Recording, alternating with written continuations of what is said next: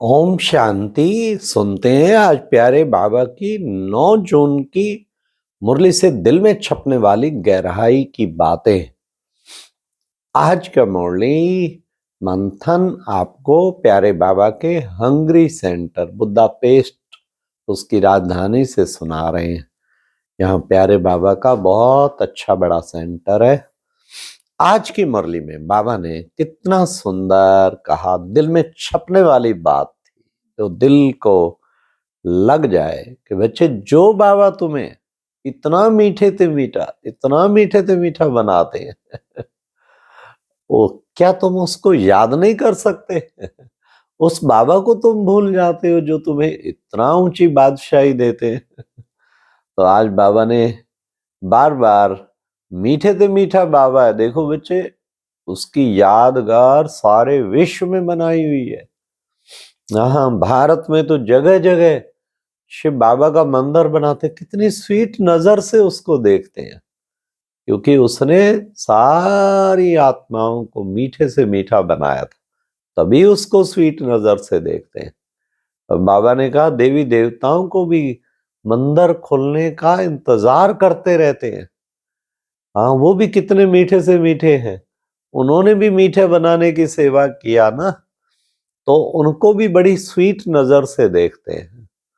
तो बाबा ने आज कहा बच्चे, तुम बच्चों को बाप समान मीठा बनना है, कभी भी कड़वे शब्द नहीं बोलने, मीठे से मीठे बाबा के मीठे स्वीट चिल्ड्रन। आज बाबा ने कहा स्वीटेस्ट बाप के स्वीट चिल्ड्रन बनना है, सबको स्वीट बोलना है। फिर बाबा ने आज कहा देखो बच्चे, श्री कृष्ण जिसको योगेश्वर कहते हैं, तब आयु देखो, एवरेज आयु 150 वर्ष थी, आज की एवरेज आयु 40-45 वर्ष, क्योंकि ये सब रोगियों की दुनिया बन गई है। अब बाबा आया रोगियों को निरोगी बनाने के लिए। बाबा कहते बीज और झाड़, बस बच्चे इस दो को याद करो। हाँ, बीज है ऊपर और झाड़ सारे पत्ते पत्ते सारे 800 करोड़ आत्माएं।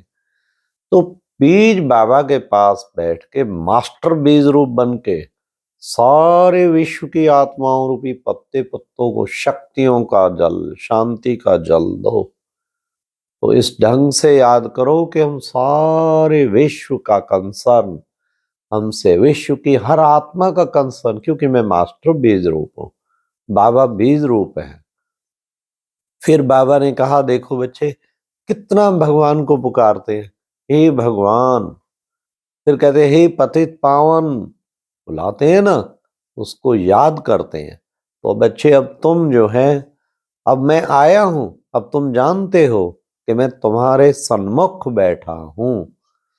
तो वो भोलानाथ बाबा जिसको जन्म जन्मांतर पुकारते थे, वो तुम्हारे सामने आके बैठे हैं।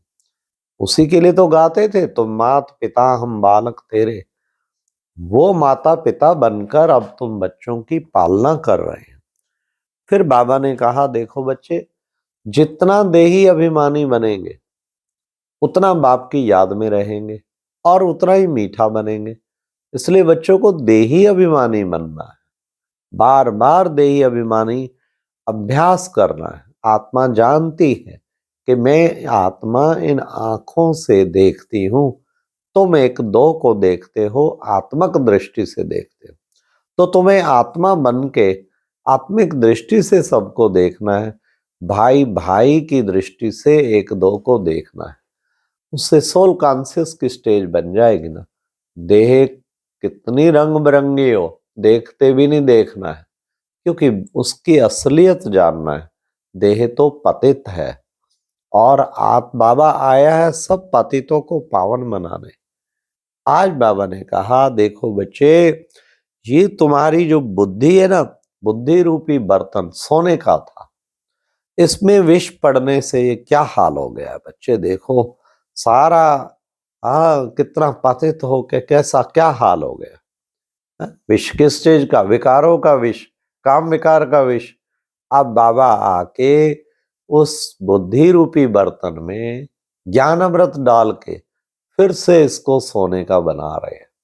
चेक करें, अगर हम विकारों के अधीन हैं तो मेरा बर्तन तो बुद्धि का खराब ही हो गया है, फिर काहे को योग लगेगा। इसलिए बाबा कहते बुद्धि रूपी बर्तन सोने का कैसे बनाएंगे।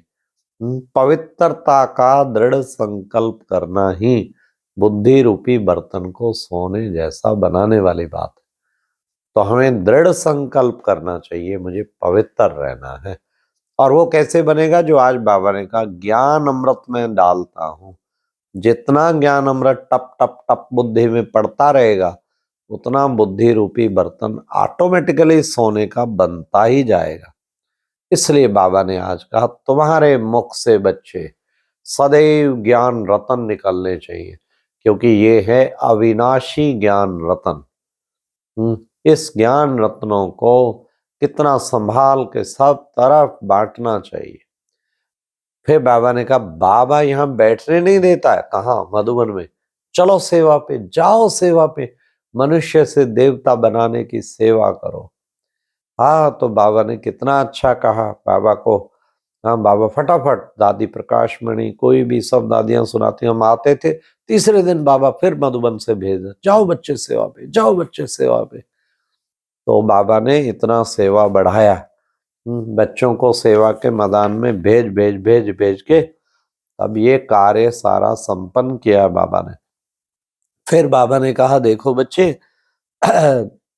ये जो कहते हैं अविनाशी रुद्र गीता ज्ञान यज्ञ, तो बच्चे मैं ही आकर के ऐसा विनाशी रुद्र गीता ज्ञान रचता हूं, क्योंकि मुझे कहते हैं रहम दिल, हे रहम दिल आओ।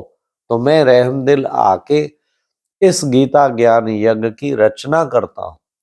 और तुम बच्चे इस यज्ञ में, तुम हो यज्ञ के रक्षक, तुम हो यज्ञ में अपनी आहुति डालते हो। आहुति डालेंगे ना, तभी बाबा ने कहा मैं हूं बेहद का बाप और बेहद का टीचर और फिर बेहद का सतगुरु। तो तुम बच्चों को बेहद के बाप की हर आज्ञा पे चल रहा है, टीचर की हर शिक्षा को मानना है, सतगुरु जो वरदान देते हैं उन वरदानों को भी अच्छी तरह से बुद्धि में धारण करना है। फिर बाबा ने कहा कि बच्चे देखो, जितना जितना तुम बच्चे कहते हैं ना सुमर सुमर सुमर सुमर सुख पाओ, स्मरणी माला बनी हुई है ना। अब बाबा कोई ये नहीं कहते कि माला को बैठ के जपो, नहीं नहीं, ये तो बच्चे आजपा जाप है। वो भक्ति की तरह राम राम कहने की जरूरत नहीं है कि शिव शिव शिव बाबा कहें, नहीं, तुम्हें तो मन से अजपा जाप, मन से बाबा को घड़ी घड़ी याद करना है। जितना बाबा को घड़ी घड़ी याद करेंगे, सुमर सुमर सुख पाओ, तो सुख पाते ही रहेंगे, फिर दुख सारे खत्म हो जाएंगे। फिर बाबा ने कहा कि देखो बच्चे, अपने हर्षित चेहरे द्वारा, ये आज का वरदान था, अपने हर्षित चेहरे द्वारा प्रभु पसंद बनने वाले खुशियों के खजाने से संपन्न भव।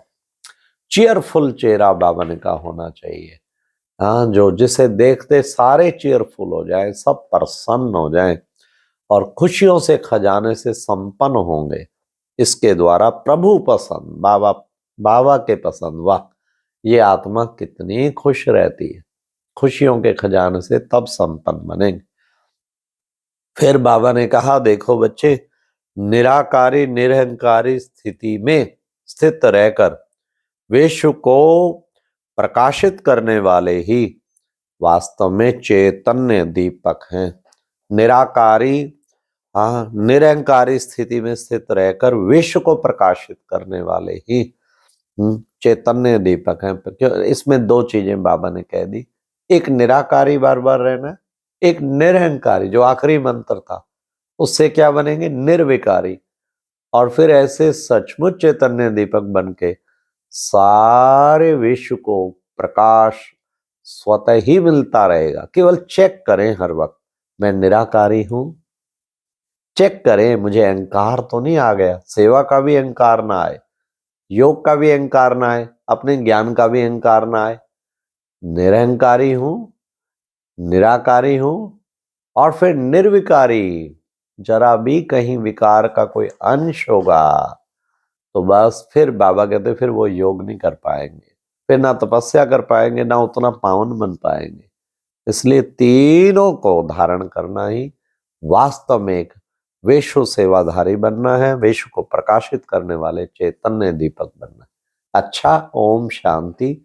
ये थी आज की मुरली से दिल में छपने वाली गहराई की बातें। ओम शांति।